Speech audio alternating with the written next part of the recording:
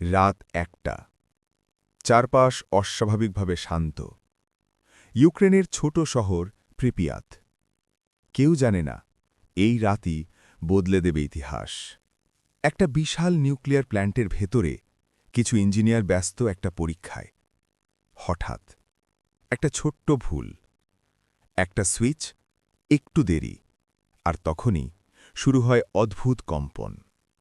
একটা ভয়ঙ্কর বিস্ফোরণ। আগুন ছড়িয়ে পড়ে চারদিকে। কালো ধোঁয়ায় ঢেকে যায় আকাশ। কিন্তু এটা সাধারণ আগুন না, এটা অদৃশ্য মৃত্যু, রেডিয়েশন। ফায়ার ফাইটাররা ছুটে আসে কিছু না জেনেই, আর ধীরে ধীরে তারাই হয়ে ওঠে শিকার। শহরের মানুষ দূর থেকে আলোটা দেখে।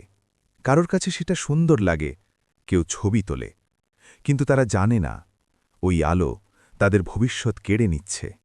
পরদিন সকাল, সবকিছু স্বাভাবিক মনে হয়।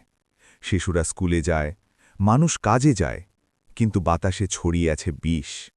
ধীরে ধীরে শুরু হয় অসুস্থতা, বমি, মাথা ঘোরা আর অজানা ভয়। অবশেষে আসে সত্য, পুরো শহর খালি করা হবে, কয়েকদিনের জন্য বলা হয়। কিন্তু তারা জানত না এটাই তাদের শেষ বিদায়। আজও সেই জায়গা নীরব। ভাঙা বাড়ি, ফেলে যাওয়া খেলনা, সব কিছু থেমে আছে 1986-এর সেই রাতে। চেরনোবিল আমাদের শিখিয়েছে কিছু ভুল এক মুহূর্তে হয়, কিন্তু তার ক্ষতি প্রজন্মের পর প্রজন্ম ধরে বেঁচে থাকে।